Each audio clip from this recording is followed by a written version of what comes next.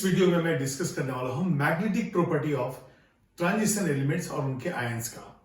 अब देखिए, magnetic moment में भी हमारे सिलेबस में है स्पिन ओनली मैग्नेटिक मोमेंट, मतलब इलेक्ट्रॉन की स्पिनिंग से जो मैग्नेटिक मोमेंट प्रोड्यूस होता है उसके बारे में डिस्कशन है। तो यहां पे मैग्नेटिक प्रॉपर्टी में हम देखेंगे paramagnetic property, ferromagnetic property and diamagnetic property. वैसे तो इन प्रॉपर्टीज के बारे में जो सेपरेट मैंने वीडियो बनाया है सॉलिड स्टेट में, आप उसमें देखिएगा। यहां पे सिर्फ ट्रांजिशन एलिमेंट्स और उनके आयन के बारे में हम डिस्कस करेंगे। तो देखिए, पैरामैग्नेटिक सब्सटेंसेस क्या है।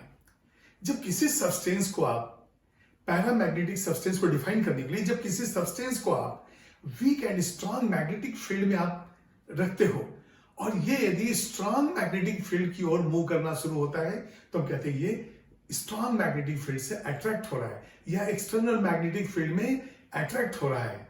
तो ये हो गया पैरामैग्नेटिक। और पैरामैग्नेटिक प्रॉपर्टी जो है ड्यू टू अनपेयर्ड इलेक्ट्रॉन होते हैं।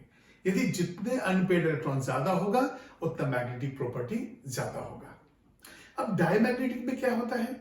डायमैग्नेटिक में सारे इलेक्ट्रॉन पेयर्ड होते हैं, इसका खुद का अपना मैग्नेटिक मोमेंट नहीं होता है, लेकिन जब एक्सटर्नल मैग्नेटिक फील्ड में अप्लाई किया जाता है तो बाय इंडक्शन यहाँ पे मैग्नेटिक फील्ड क्रिएट होता है जिसकी वजह से इसका रिपल्सन होता है।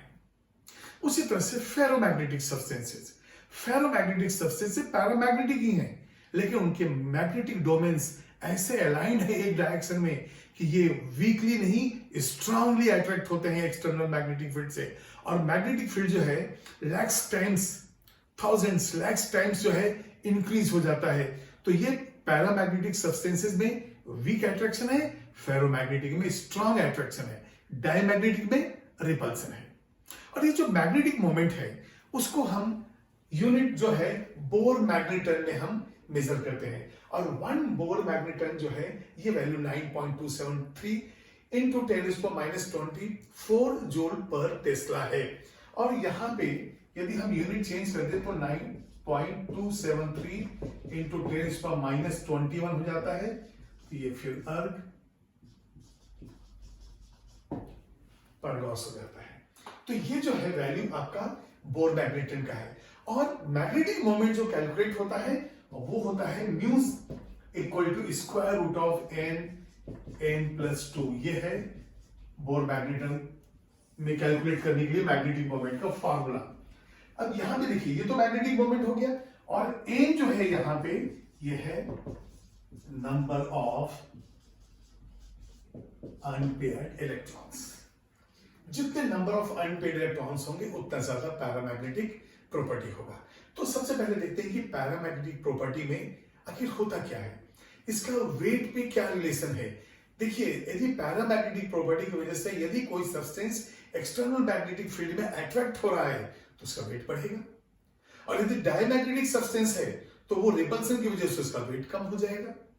तो यहां पे यदि मैं एक ऐसा सिंपल एक्सप्लेनेशन के लिए मैं एक बीम बैलेंस ले लूं और इस बीम बैलेंस में यहां पे मैंने एक सब्सटेंस डाल दिया। ये देखिए, ये एक सब्सटेंस है हमारा, और यदि ये पैरामैग्नेटिक फील्ड में ये पैरामैग्नेटिक फील्ड है, ये देखिए सबसे पहले हमने क्या किया, इसको बैलेंस कर दिया। ये देखिए सब वेट सबने रख दिया और ये बैलेंस है, ये पॉइंटर यहां जा रहा है, ये 0 है, मतलब अभी बिल्कुल बराबर हो गया। अब यदि यहां पे नीचे में मैं कोई एक इलेक्ट्रोमैग्नेट ले लूं, ये देखिए ये इलेक्ट्रोमैग्नेट है, जब आप स्विच ऑन करेंगे इसको मैग्नेटिक फील्ड क्रिएट होगा और ये जो सब्सटेंस है ये एक्सटर्नल मैग्नेटिक फील्ड से अट्रैक्ट होगा। और जैसे ही अट्रैक्ट होगा ये बैलेंस जो है ये ऐसा इंक्लाइन होकर नीचे आ जाएगा। ये देखिए ये इस तरह से आ जाएगा, ये ऊपर चला जाएगा। तो अब हम क्या कहते हैं, ये देखिए ये पॉइंटर जो है यदि इधर आ रहा है तो हम कहते हैं इसका वेट तो बढ़ गया। तो पहला पॉइंट ये हो गया कि paramagnetic properties due to unpaired electron in the external magnetic field, it gets attracted and its weight increases। तो यहां पे हम लिखेंगे paramagnetic property is due to unpaired electrons। तो एक्सटर्नल मैग्नेटिक फील्ड में क्या होता है, ये अट्रैक्ट होता है, it is attracted by the external magnetic field. अब ये जो अट्रैक्शन है ना, ये वीक अट्रैक्शन है, तो यहां पे मैं लिख देता हूं वीक अट्रैक्शन। अब यदि ये सब्सटेंस एक्सटर्नल मैग्नेटिक फील्ड में अट्रैक्ट हो रहा है तो इसका वेट बढ़ रहा है, तो यहां पे weight increases in the external magnetic field, तो इसका वेट जो है इंक्रीज हो गया। ठीक है, अब यहां पे एक चीज और देखने की बात है कि पैरामैग्नेटिक प्रॉपर्टी सिर्फ स्पिन ओनली मैग्नेट की वजह से हमें कैलकुलेशन करना है, तो स्पिन ओनली जो है ये बताता है कि जितने नंबर ऑफ अनपेड इलेक्ट्रॉन है वो आप यहां पे डाल दीजिए, n is the number of unpaired electron. ठीक है, अब यहां पे यदि मैं लेता हूं स्कैंडियम,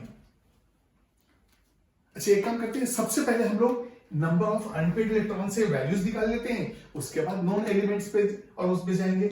यदि n इज इक्वल टू 1 है तो बताइए म्यू क्या होगा, ये हो जाएगा 1 प्लस 2, तो ये हो जाएगा, इस तरह से हम सब्स्टिट्यूट करेंगे 1 प्लस 2, ये हो गया √3, ये हो गया 1.732।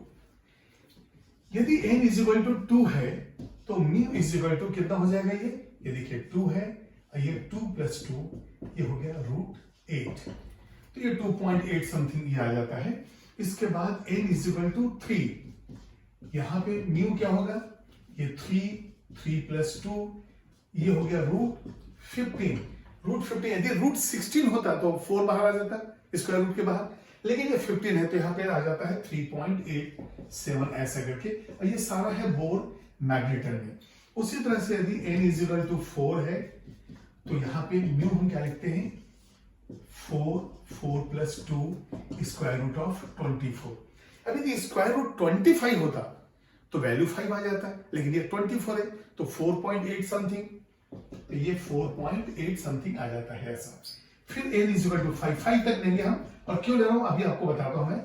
Mu is equal to square root 5 plus 2, तो ये क्या हो जाएगा, स्क्वायर रूट ऑफ कितना हो गया आपका 35।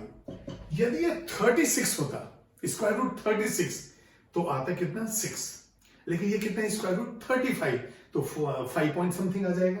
तो इसको भी यदि मैं राउंड फिगर 5.8 ऐसा लिख देता हूं, तो कैसे फाइंड आउट करें, कभी भी ये वैल्यू दिया रहेगा और ये देने के बाद पूछा जाएगा कि कितने अनपेड इलेक्ट्रॉन हैं, कोई कैलकुलेशन नहीं, 1 पॉइंट समथिंग है 1 लिखिए, 2 पॉइंट समथिंग है 2 लिखिए, 3 पॉइंट समथिंग है 3 लिखिए, 4 पॉइंट समथिंग, उसी तरह से 5 पॉइंट समथिंग में 5 लिखिए। जो 5 पॉइंट उसके बाद क्या चीजें छोड़ दीजिए, तो डायरेक्टली जो है हम बता सकते हैं कि 1 पॉइंट समथिंग है तो 1 अनपेड इलेक्ट्रॉन, 3 पॉइंट समथिंग है तो 3 इलेक्ट्रॉन। और आपको मालूम है कि मैक्सिमम जो है 6 वैलेंस इलेक्ट्रॉन 6 अनपेड इलेक्ट्रॉन तक जाएगा, क्योंकि यदि s में 1 हो और d में 5 हो तो मैक्सिमम 6 जाएगा, तो यहां इसलिए 6 तक हम लोग जा सकते हैं। तो ये नंबर ऑफ अनपेड इलेक्ट्रॉन का जो है ये किस तरह से कैलकुलेशन करते हैं वो हमने देखा। इसके बाद अब मैं लूंगा एग्जाम्पल्स, स्कैंडियम, टाइटेनियम, वेरिडियम, क्रोमियम, इनसे रिलेटेड जो है, तो इसको आप नोट कीजिए। अब हम 3D सीरीज एलिमेंट्स लेंगे और उनके आयंस, और वहां पे हम कैलकुलेट करेंगे पैरामैग्नेटिक प्रॉपर्टी कितना है। उसके बाद फिर फेरो एंड डाई के बारे में डिस्कशन मैं करूंगा। तो सबसे पहले हम देखेंगे कि ये जो 3D सीरीज है, सबसे पहले हम एलिमेंट्स लिख लेते हैं और उसके बाद उसके सेलेक्टेड कुछ आयंस लेंगे। तो ये scandium, titanium, vanadium, chromium, Mn, Fe, Co, Ni, Cu, Zn। ठीक है, तो ये देखिए 1 2 3 4 5 6 7 8 9, ये 9 जो है ट्रांजिशन एलिमेंट्स है, लेकिन पूरे के पूरे जो एलिमेंट्स है वो कैसे हैं, डी ब्लॉक एलिमेंट है। अब मैं कुछ कॉन्फ़िगरेशन लिखूंगा और उससे आयंस हम ले लेंगे।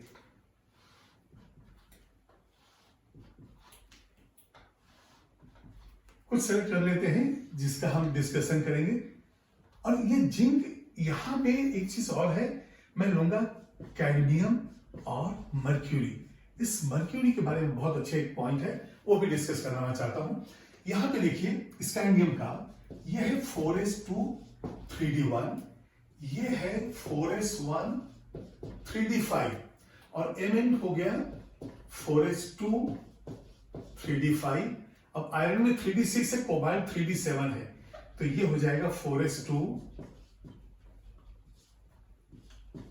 3d7। ठीक है, इसके बाद ये देखिए 4s1 3d10, ये 4s1 3d10 हो गया।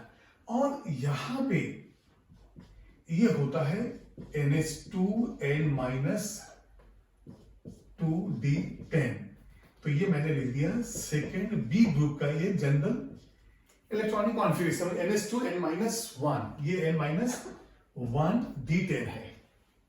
ठीक है, अब यहां पे स्कैंडियम के पास 3 इलेक्ट्रॉन है, तो यहां से मैं स्कैंडियम +3 लूंगा, तो कॉन्फ़िगरेशन क्या हो जाएगा 4s2 3d1 से लेगा 2 निकाल देंगे, यहां से 0 यहां से निकाल देंगे, तो कोई अनपेयर्ड इलेक्ट्रॉन नहीं है, तो ये कैसा हो जाएगा डायमैग्नेटिक। मैंने कहा कि डायमैग्नेटिक जो है वहां पे सारे इलेक्ट्रॉन्स पेयर्ड होंगे।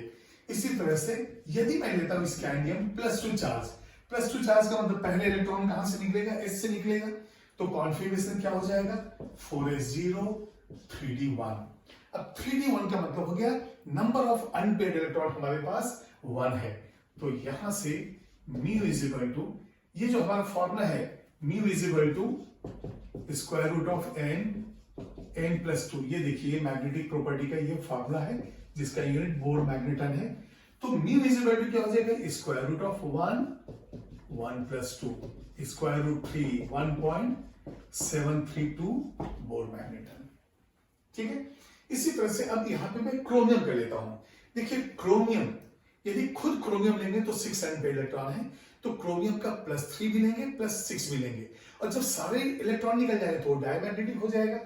तो यहां पे पहले लेंगे क्रोमियम, क्रोमियम है 4s1 3d5। अब ये मालूम है आपको half rate completely field stability के लिए हमने यहां पे लिया है, और d5 का मतलब हो गया 5 अनपेयर्ड इलेक्ट्रॉन, और ये यहां पे है 6, तो यहां पे ये हो जाएगा 6 अनपेयर्ड इलेक्ट्रॉन यहां पे हमारे पास। तो म्यू का वैल्यू आ गया 6 + 2 स्क्वायर रूट ऑफ 48। अब ये 49 होता तो 7 आता, तो मैं एक अंदाज से 6.8 समथिंग जो है, जो वैल्यू तो 6.8 बोर मैग्नेटन मैंने लिख दिया। अब स्क्वायर रूट सही निकाल लेंगे। अब यहां पे क्रोमियम का जो कॉमन ऑक्सीडेशन स्टेट है +3 है और +6 है, तो ये क्यों 6 है +6, क्योंकि ग्रुप नंबर क्रोमियम का कौन सा है 6th B, ये जो है 6th B ग्रुप के अंदर है। देखिए फिर 7, इसके बाद 8 पूरा हो गया, ये हो गया फर्स्ट बी सेकेंड बी। तो यहां पे क्रोमियम +3 में 3 इलेक्ट्रॉन, तो क्रोमियम का 1 इलेक्ट्रॉन यहां से निकलेगा, 2 इलेक्ट्रॉन यहां से निकलेगा, तो ये हो जाएगा 4s0, 1 निकल गया, और यहां से 2 निकलेगा तो ये हो जाएगा 3d3। 3d3 का मतलब हो गया यहां पे हो गया 3 अनपेयर्ड, ये UNP अनपेयर्ड इलेक्ट्रॉन है। तो यहां पे म्यू ये कितना हो जाएगा 3 + 2 स्क्वायर रूट ऑफ 15, तो यहां आ जाएगा 3.87 बोर मैग्नेटन। ये क्रोमियम +3 का हो गया। अब इसी तरह से यदि हम क्रोमियम +6 ले लेते हैं, यदि कोई अनपेयर्ड इलेक्ट्रॉन नहीं तो डायमैग्नेटिक, तो यहां पे +6 का मतलब हो गया इस क्रोमियम से 1 इलेक्ट्रॉन आप यहां से निकालिएगा और 5 इलेक्ट्रॉन यहां से निकालिएगा, तो ये हो जाएगा 4s0 3d0, तो ये तो हो गया डायमैग्नेटिक, ये जैसा है, तो ये हो गया डायमैग्नेटिक। तो क्रोमियम का हमने ले लिया। अब Mn के लिए लेते हैं, Mn का भी लेंगे, Mn +2 लेंगे, +6 लेंगे और +7 लेंगे, तो इस तरह से हम इलेक्ट्रॉनिक कॉन्फ़िगरेशन का भी रिवीजन हो जाएगा और नंबर ऑफ अनपेयर्ड इलेक्ट्रॉन से पैरामैग्नेटिक प्रॉपर्टी भी। तो अब मैं यहां पे ले रहा हूं Mn का एटॉमिक नंबर देखिए 25, तो एक काम करते हैं यहां पे भी एटॉमिक नंबर लिख देते हैं। 21 होता है स्कैंडियम का, क्रोमियम का होता है 24, और Mn हो गया 25, जहां पे कॉन्फ़िगरेशन है 4s2 3d5। अब यदि 4s2 3d5 है तो S के इलेक्ट्रॉन तो सारे पेयर्ड है, लेकिन D में 5 अनपेयर्ड है। मैक्सिमम अनपेयर्ड इलेक्ट्रॉन D में कितने हो सकते हैं 5, क्योंकि 5 ऑर्बिटल है, तो यहां पे लिखेंगे 5 अनपेयर्ड इलेक्ट्रॉन्स। तो यहां पे न्यू वैल्यू क्या हो जाएगा स्क्वायर रूट ऑफ 5 5 प्लस 2, ये कितना हो गया स्क्वायर रूट ऑफ 35, और जब 35 आया तो यदि 36 होता तो 6 स्क्वायर रूट आता, लेकिन यहाँ पे 5.8 समथिंग में लिख दे रहा हूं, ये बोर मैग्नेटन हो गया। Mn 25 है इसका एटॉमिक नंबर, इसलिए अब यदि इसका आयन मैं लेता हूं, एक मैं +2 लूंगा, फिर +6 और एक +7 ऐसा ले लेंगे। +7 क्यों? क्योंकि 3D सीरीज के अंदर जो हाईएस्ट ऑक्सीडेशन स्टेट है वो Mn का है, ये 7th ग्रुप के अंदर है, 7b में है। तो यहाँ पे Mn+2 का मतलब हो गया 2 इलेक्ट्रॉन में यहां से निकालूंगा, तो ये हो जाएगा 4s0 3d5। अब देखिए Mn है तो भी 5 अनपेयर्ड इलेक्ट्रॉन है, और Mn+2 है तो भी 5 अनपेयर्ड इलेक्ट्रॉन है। तो यहां पे यदि मैं लिखता हूं 5 अनपेयर्ड इलेक्ट्रॉन, तो म्यू इज इक्वल टू सीधे मैं लिख देता हूं 5.8 बोर मैग्नेटन। तो ये कितना हो जाता है स्क्वायर रूट 35, और ये हो जाता है 5.8 बोर मैग्नेटन। तो Mn+2 हो गया। अब इसके बाद मैं Mn+6 और Mn+7, याद कीजिए K2MnO4 में +6 है और KMnO4 में +7 है। तो एक मैं Mn+6 ले लेता हूं। 6 का मतलब हो गया 2 इलेक्ट्रॉन तो हमारे S से निकलेंगे और 4 इलेक्ट्रॉन वहां से निकलेंगे, तो D एक ही बचेगा।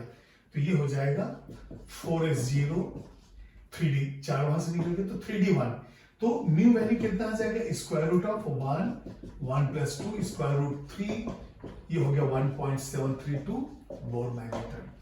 तो ये Mn का हमने लिया। अब इसी तरह से कोबाल्ट का देखते हैं। कोबाल्ट का कॉमन ऑक्सीडेशन स्टेट +2 एंड +3 है। तो पहले लिखेंगे कोबाल्ट, और कोबाल्ट का एटॉमिक नंबर 27, ये होता है 4s2 3d7, 4s2 3d7। तो अब बताइए 3d7, 4s2 तो कंप्लीटली फिल्ड हो गया। अब D का देखते हैं कि कितने अनपेयर्ड इलेक्ट्रॉन होंगे। ये देखिए 7 इलेक्ट्रॉन का मतलब हो गया, पहले सिंगली फिल करेंगे 2 3 4 5 6 7, तो कितने अनपेयर्ड इलेक्ट्रॉन्स है? 3 अनपेयर्ड इलेक्ट्रॉन्स है। तो यहां पे लिख देंगे 3 अनपेयर्ड इलेक्ट्रॉन। तो म्यू का वैल्यू कितना आ जाएगा स्क्वायर रूट ऑफ 3 + 2, ये हो जाएगा स्क्वायर रूट 15, ये वैल्यू आ गया 3.87 बोर मैग्नेटन। मैंने कहा 3 अनपेयर्ड तो 3 point something, 4 unpaired 4 point something. तो ये कोबाल्ट इसका हो गया। इसके बाद कोबाल्ट के हम +2 एंड +3 ले लेते हैं। तो कोबाल्ट +2 में इलेक्ट्रॉन कहां से निकलेगा? वो इलेक्ट्रॉन निकलेगा S से, क्योंकि स्पिन इफेक्ट से, स्पिनिंग इफेक्ट से सबसे लूजली बॉन्डेड इलेक्ट्रॉन कौन सा है? कोबाल्ट का S का। तो यदि मैं लेता हूं यहां पे कोबाल्ट +2, तो ये हो जाएगा 4s0। ये देखिए कोबाल्ट का 4s0 हो गया, और 3d7 एज इट इज रहेगा 3d7। तो इसका मतलब हो गया अनपेयर्ड इलेक्ट्रॉन्स कितने हैं? 3 unpaired electron, hence mu is equal to 3.87 Bohr magneton. कोई कैलकुलेशन चेंज नहीं हुआ, इसलिए ऐसा मैंने लिख दिया। अब यदि कोबाल्ट +3 ऑक्सीडेशन स्टेट हो, यदि कोबाल्ट का एक और इलेक्ट्रॉन निकाल दिया जाए, तो 2 इलेक्ट्रॉन तो हमने S से निकाला, 2 यहां से निकालेंगे और एक यहां से निकालेंगे, तो ये कोबाल्ट हो जाएगा 4s0 3d6। अभी बताइए 6 है तो क्या होगा? 5 अनपेयर्ड होंगे और छठवां जो इसको पेयर कर देगा, तो 4 अनपेयर्ड बचेंगे। तो यहां पे ये देखिए 6 इलेक्ट्रॉन्स हमें डिस्ट्रीब्यूट करना है, तो 1 2 3 4 5, ये हो गया 6। देखिए +3 है तो एक इलेक्ट्रॉन जो है, 2 इलेक्ट्रॉन हमने S से निकाला और एक इलेक्ट्रॉन D से निकाला है, इसलिए 3d6 है। यहां पे हो गया 4 अनपेयर्ड इलेक्ट्रॉन। इसके म्यू का वैल्यू कितना हो जाएगा? स्क्वायर रूट ऑफ 4 + 2, ये हो गया स्क्वायर रूट ऑफ 24। अब ये देखिए यदि 25 होता तो 5 आ जाता, तो ये कितना हो जाएगा? 4.8 बोर मैग्नेटन। अब 4 अनपेयर्ड इलेक्ट्रॉन है तो 4 पॉइंट समथिंग, 5 होता तो 5 पॉइंट समथिंग। तो ये कोबाल्ट का हो गया। इसके बाद मैंने यहाँ पे कॉपर, ये आपको क्लियर हो गया है? ये अनपेयर्ड इलेक्ट्रॉन, इसको आप नोट करते जाइए। देखिए यहाँ पे इलेक्ट्रॉनिक कॉन्फिगरेशन देखना है, और जब आप इलेक्ट्रॉन निकालें तो वो इलेक्ट्रॉन निकलना चाहिए आउटरमोस्ट S से। क्यों? स्क्रीनिंग इफेक्ट, वीकली शील्डेड है ये इलेक्ट्रॉन्स, तो 4s निकला। अब उसको निकालने के बाद भी आपको और इलेक्ट्रॉन निकालने हैं, then you have to go for the 3d। तो ये जो है 3d से हम चले जाएंगे। तो कोबाल्ट का हमने ले लिया। अब कॉपर के लिए लेते हैं। कॉपर उस पर बड़ा अच्छा से एक पॉइंट है कि Cu प्लस में 3d10 कॉन्फ़िगरेशन है और Cu प्लस 2 में 3d9 है। तो यहां पे डिस्प्रपोर्शनेशन का एग्जांपल जो मैंने एक वीडियो में आपको बताया है, तो यहां पे सिर्फ हम बोर मैग्नेटन का कैलकुलेशन करेंगे, देखते हैं कि कॉपर प्लस 1 एंड प्लस 2 में क्या डिफरेंस है, कितना वैल्यू का डिफरेंस आ रहा है बोर मैग्नेटन में। और चूंकि स्पिन ओनली मैग्नेट है ना, इसलिए हम सिर्फ स्पिन मैग्नेट के लिए जो है हम लोग कैलकुलेशन कर रहे हैं। ये देखिए कॉपर, ये है 4s1 3d10। तो अभी बताइए यदि खुद में कॉपर को लूं तो कॉपर में कितने अनपेड इलेक्ट्रॉन 1, तो ये कितना हो जाएगा 1.732। तो यहां पे ये सारे के सारे पेयर्ड है और ये पेयर्ड है और यहां से 1 अनपेड इलेक्ट्रॉन निकला, इसलिए mu is equal to square root of 1 plus 2, ये हो गया रूट 3, वैल्यू 1.732 बोर मैग्नेटन। ठीक है, अब ये बताइए यदि कॉपर प्लस 1 लो तो एक ही इलेक्ट्रॉन निकलेगा, सारे पेयर्ड होंगे तो ये डायमैग्नेटिक हो जाएगा। तो यहां पे Cu प्लस 2 ले लेता हूं, वो तो डायमैग्नेटिक हो गया। Cu प्लस 2 लेंगे तो ये हो जाएगा 4s0 3d9। अब डी में मैक्सिमम 10 इलेक्ट्रॉन हो सकते हैं, 10 हो सकते हैं, लेकिन 3d9 का मतलब एक अनपेयर्ड जो है मिलेगा हमें। तो इसको भी देखते हैं। ये देखिए यहां पे जो है इलेक्ट्रॉन 1 2 3 4 5 6 7 8 9, तो आपके पास बचा एक अनपेड इलेक्ट्रॉन, तो ये है ओनली 1 अनपेड इलेक्ट्रॉन। तो फिर से म्यू जो है ये कितना हो जाएगा 1.732 बोर मैग्नेटन। ये कॉपर के लिए हो गया। जिंक प्लस 2, ऑक्सीडेशन स्टेट इसका प्लस 2 है, तो चाहे आप जिंक लें चाहे Zn प्लस 2 लें, दोनों ही डायमैग्नेटिक होगा। कैसे, अभी देखते हैं। जिंक एटॉमिक नंबर 30 है और यहां पे 4s2 3d10 है। तो यदि आप Zn प्लस 2 ले रहे हो तो 4s0 3d10, कोई अनपेड इलेक्ट्रॉन नहीं, तो ये कैसा हो गया डायमैग्नेटिक। तो यहां पे मैं लिखूंगा नो अनपेड इलेक्ट्रॉन, हेंस यहां पे हेंस डायमैग्नेटिक। मैंने आपको बताया है कि डायमैग्नेटिक में अनपेड इलेक्ट्रॉन नहीं चाहिए। तो ये जो है Zn प्लस 2 का हो गया। तो जिंक भी जो है वो डायमैग्नेटिक है और Zn प्लस 2, जिंक के साइड भी डायमैग्नेटिक है और ये कलरलेस है। तो ये इसको नोट कीजिए आप। इसके बाद फिर मैं लूंगा मर्क्यूरी का। मर्क्यूरी के लिए एक बहुत अच्छा क्वेश्चन है। मर्क्यूरी का ऑक्सीडेशन स्टेट जो है वो +1 एंड +2 दोनों है। अब +1 होगा तो क्या होगा, +2 होगा तो क्या होगा, इस चीज को हम देखते हैं। +1 एंड +2 दोनों के ही जो है वैल्यूज को देखने हैं हमें। अब यहां पे देखिए आप, मर्क्यूरी जो है किसमें है, ये फोर्थ पीरियड है, ये फिफ्थ है, ये सिक्स्थ पीरियड है। तो इसका मतलब कॉन्फिगरेशन हो जाएगा 6s2 5d10 एंड 4f14, ये इसका कॉन्फिगरेशन है। ठीक है, हमारे काम का जो है ये 6s2 है और 5d10 है। तो यदि मैं लेता हूं यहां से, ये देखिए नो अनपेयर्ड इलेक्ट्रॉन, क्योंकि F तो कंप्लीटली फिल्ड है ही, देयरफॉर डायमैग्नेटिक। अब मैं Hg प्लस लेता हूं, ये देखिए Hg मर्क्यूरी जो है ये +1 भी देता है और +2 भी ऑक्सीडेशन स्टेट देता है, दो ऑक्सीडेशन स्टेट है। अभी बताइए यदि +1 है तो इलेक्ट्रॉन कहां से निकलेगा, यदि +1 है तो यहां से आ जाएगा 6s1 5d10 4f14। अब बताइए एक अनपेड इलेक्ट्रॉन है और यहां पे यदि हमें लेना है +2 तो ये हो जाएगा 6s0 5d10 4f14। अब इस कॉन्फ़िगरेशन को देखने से हमें ऐसा लगता है कि जैसे +1 जो है पैरामैग्नेटिक होगा, अनपेड इलेक्ट्रॉन है, पैरामैग्नेटिक होना चाहिए, लेकिन ये पैरामैग्नेटिक नहीं डायमैग्नेटिक है। तो यहां पे लिखूं यदि मैं विथ 1 अनपेड इलेक्ट्रॉन, और ये +1 का मतलब हो गया मर्क्यूरस और +2 का मतलब हो गया mercury. So with 1 unpaired electron mercurous ion should be paramagnetic. ये देखिए कंडीशन में डाला, इट शुड बी, है नहीं, तो यहां लिखेंगे बट mercurous compounds are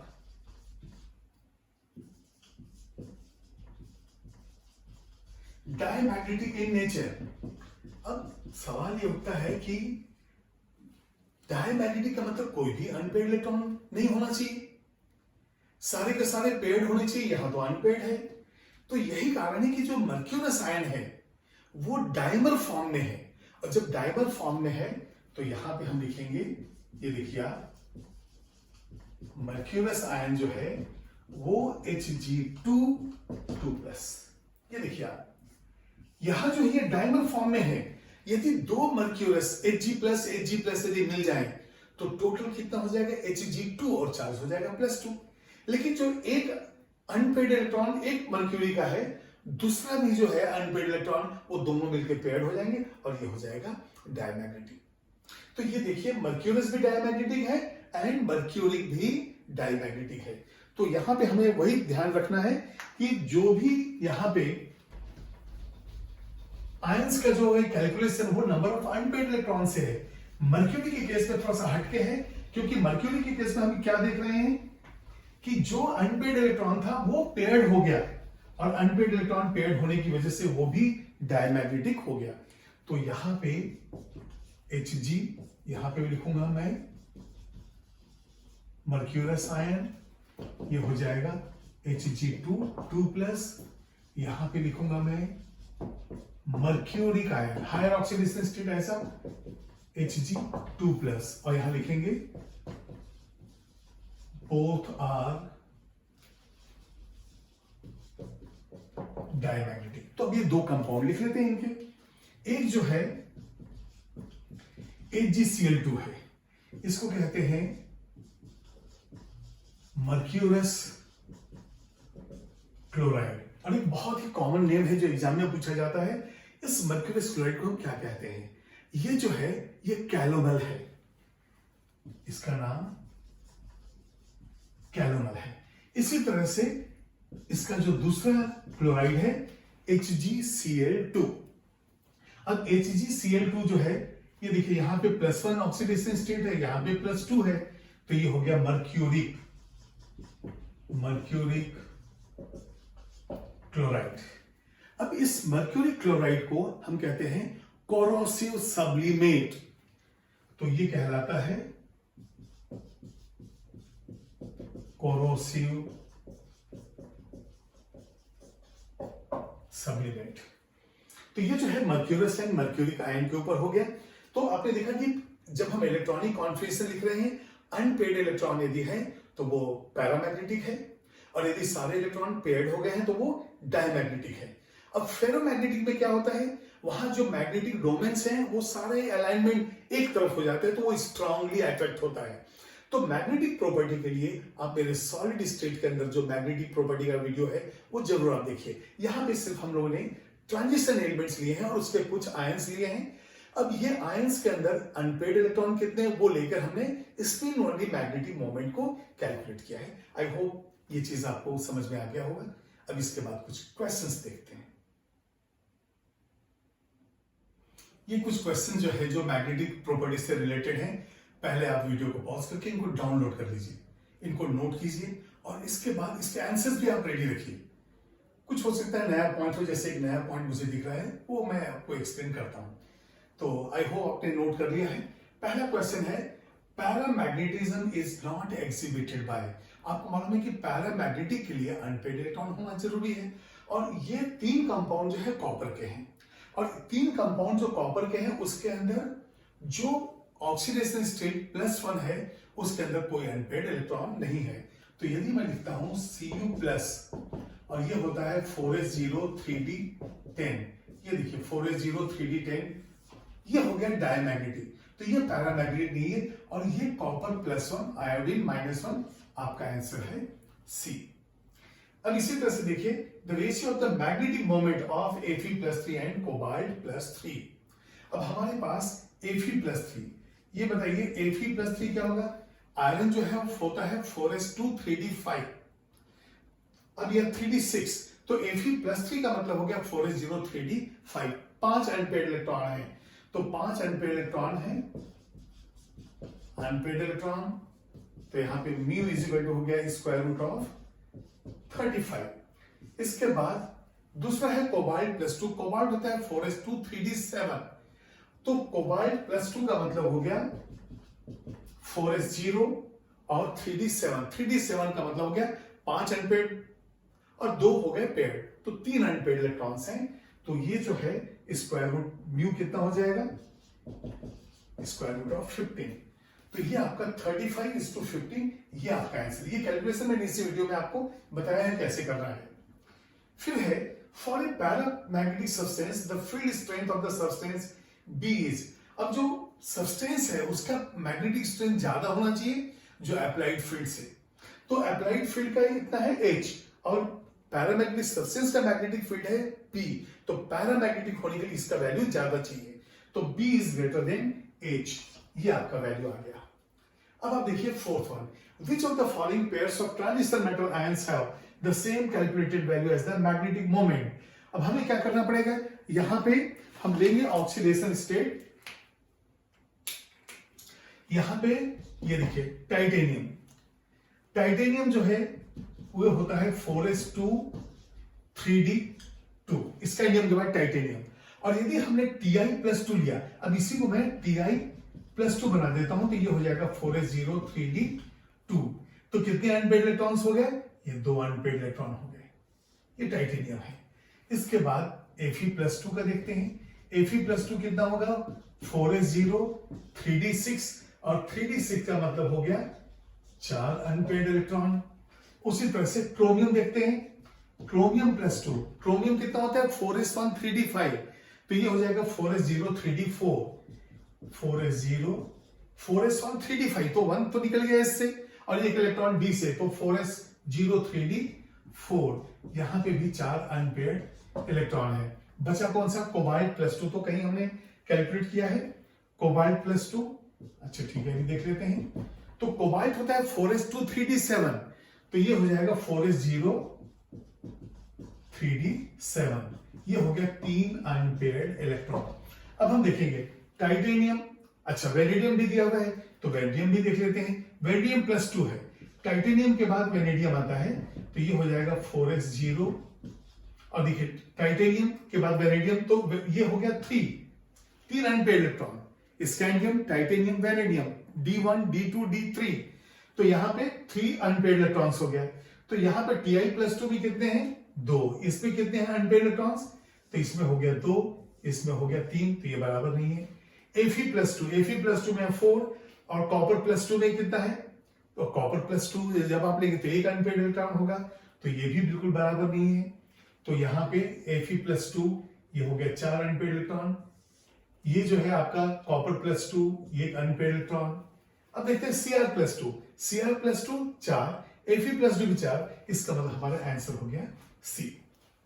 ठीक है, उसके बाद देखिए the following species is repelled by the magnetic field. यदि रिपल्सन है तो सारे इलेक्ट्रॉन्स पेयर्ड होंगे।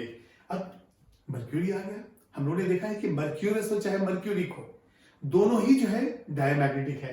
तो द फॉलोइंग स्पीसीज रिपेल्ड, तो हमारा आंसर हो गया मर्क्यूरी काइंड। बाकी समय अनपेयर्ड इलेक्ट्रॉन, इसलिए वो पैरामैग्नेटिक नेचर होगा इनका। इसको नोट कीजिए आप। ये कुछ और क्वेश्चंस हैं, इनको भी आप नोट कर लीजिए, इसका डिस्कशन करते हैं। तो बहुत ही अच्छे क्वेश्चंस हैं, इसको देखिए आप। स्पेशली जो 7th and 8th है, इसमें लॉजिक जो है बिल्कुल आपको अप्लाई करना है, और कंसेप्ट को डेवलप यदि कर लिए हैं आप तो ये इजीली हो जाएगा। अभी देखते हैं हम लोग 6th question, which of the following is not ferromagnetic. जैसे मैंने आपको बताया कि एक बार सॉलिड स्टेट में जो मैग्नेटिक प्रॉपर्टी के बारे में मैंने लॉन्ग डिस्कशन किया है, उसको एक बार जरूर देखिए आप। यहाँ पे आयरन, कोबाल्ट, निकेल जो होते हैं फेरोमैग्नेटिक होते हैं। ये एग्जांपल बिल्कुल याद रखना है, आयरन, कोबाल्ट, निकेल। तो यहाँ पे है विच इज नॉट फेरोमैग्नेटिक, तो हमारा आंसर हो जाएगा इट्रियम, क्योंकि आयरन, कोबाल्ट, निकेल तो है ही ferromagnetic. A compound of metal M, अच्छा Z इज इक्वल टू 25 दिया गया है, इसका चार्ज +6 दिया गया है, और यहां पे मैग्नेटिक प्रॉपर्टी कितना है, इसका magnetic moment square root of 15 भी है। तो आपको बताना है कि ये चार्ज x कितना है। तो सबसे पहले हम m लेते हैं, m का वैल्यू है 25, तो ये हो जाएगा 4s2 3d5। अभी बताइए ये स्क्वायर रूट 15 का मतलब होता है 3.87। जैसे मैंने बताया आपको कि 3.87 है तो अनपेड इलेक्ट्रॉन 3, 4.8 है तो 4, 5 पॉइंट समथिंग है तो 5। तो यहां पे since mu is square root 15 number of unpaired electron is equal to, अब ये देखिए हो गया 3। अब 3 का मतलब हो गया 2 इलेक्ट्रॉन मुझे यहां से निकालना पड़ेगा और यहां से भी मुझे 2 इलेक्ट्रॉन निकालना पड़ेगा। तो यदि मैं m प्लस 4 लिखता हूं तो कॉन्फ़िगरेशन हो जाएगा 4s0 और 3d3। अभी देखिए 7 में से 4 निकल गए तो 3 बचा हुआ है और 3d3 है तो हमें जो है ये वैल्यू मैच कर रहा है। इसका मतलब x का वैल्यू कितना हो गया 4। ये देखिए ये 4 हो गया, क्योंकि यहां से हमें म्यू जो निकालना है वो आएगा 3 प्लस 2, ये आ जाएगा square root of 15। Next question देखिए आप, the magnetic moment of one of the two ions. अच्छा, 2 आयंस दिए हुए हैं, एटॉमिक नंबर दिया है Z इज इक्वल टू 26। तो सबसे पहले देखिए Z इज इक्वल टू 26 है, यहां से 2 आयंस बने हुए हैं, एक है प्लस x का और एक है प्लस y का, और इसमें से किसी एक का 5.916 बोर मैग्नेटन है। ये वैल्यू क्या इंडिकेट करता है, अनपेड इलेक्ट्रॉन्स कितने हैं 5। तो यहां पे लिखेंगे mu is equal to 5.916, therefore unpaired electron is equal to 5। अब देखिए यहां पे ये हो जाएगा 4s2 3d6। अब ये 4s2 3d6 हो गया, Z है इसलिए आपका ये वैल्यू आ गया। अब यदि मान लिए हमें चाहिए अनपेड इलेक्ट्रॉन 5, तो यहां पे क्या करना पड़ेगा, यहां पे m प्लस 3, ये m का वैल्यू है। अब m प्लस 3 का मतलब हो गया 4s0 3d5, तब जाके अनपेड इलेक्ट्रॉन। तो ठीक है, एक का अनपेड इलेक्ट्रॉन ये है, तो यहां पे एक प्लस 3 आ गया। अब ये जो 2 आयंस दिए हुए हैं, अब मालूम है कि यदि अब प्लस 2 यहां है तो 2 इलेक्ट्रॉन निकलेंगे और स्टेबिलिटी के लिए एक और इलेक्ट्रॉन चला गया तो ये हो जाएगा ऐसा। तो यदि यहां पे m प्लस 2 हो तो वो होगा 4s0 3d6। तो 2 ऑक्सीडेशन स्टेट हम ले रहे हैं, ये जो है 3 है और ये 2 है, और यहां पे कंडीशन दिया है कि x is greater then y, तो हम x किसको मानेंगे, इसको मानेंगे। तो ये जो है x जो है प्लस 3, ये मोर स्टेबल होगा क्योंकि ये d5 है। देखिए यहां पे 2 आयंस बने हैं और एक का किसी का 5.916 है, इसका मतलब अनपेड इलेक्ट्रॉन 5 था। तो जब 4s2 3d6 लिया आपने तो 5 अनपेड इलेक्ट्रॉन के लिए आपको m प्लस 3 लेना पड़ेगा, और यहां पे यदि सिर्फ s से इलेक्ट्रॉन जाएगा तो ये हो जाएगा प्लस 2। अब ये बताइए d5 है तो हाफ फील्ड है तो ये तो ज्यादा स्टेबल है, तो यहां पे x का वैल्यू ज्यादा है y से, तो हम 3 को ले लेंगे। तो 3 से कम किसका होगा वैल्यू, प्लस 2 का होगा। तो यहां पे कोई अनपेड इलेक्ट्रॉन नहीं है, लेकिन यहां पे m प्लस 3 में अनपेड इलेक्ट्रॉन ज्यादा है। इसका मतलब क्या हो गया, एक m के ऊपर जो प्लस x है उसकी स्टेबिलिटी ज्यादा है, तो यहां पे हम क्या लिखेंगे, plus x is more stable then m plus y। तो अच्छा, ये m plus y is more stable, तो वो नहीं हमारा आंसर है। m plus y is less stable then mx, तो इसका मतलब यही हमारा आंसर है। तो ये सेकंड ऑप्शन जो है बी, ये हमारा करेक्ट आंसर है। तो इस तरह से क्वेश्चंस होंगे जहां पे बोर मैग्नेटन भी कैलकुलेट करना है, इलेक्ट्रॉनिक कॉन्फ़िगरेशन भी हमें देखना है, और कई बार तो हमें बताना पड़ता है कि पैरामैग्नेटिक है कि डायमैग्नेटिक है। तो आई होप आपके सारे क्वेश्चंस के आंसर सही होंगे, और इसके बाद अपनों के लिए मैं फिर से आपको कह रहा हूं, एक बार आप मैग्नेटिक प्रॉपर्टी जो सॉलिड स्टेट में जो एक वीडियो मैंने डाला है उसको जरूर आप देखिए।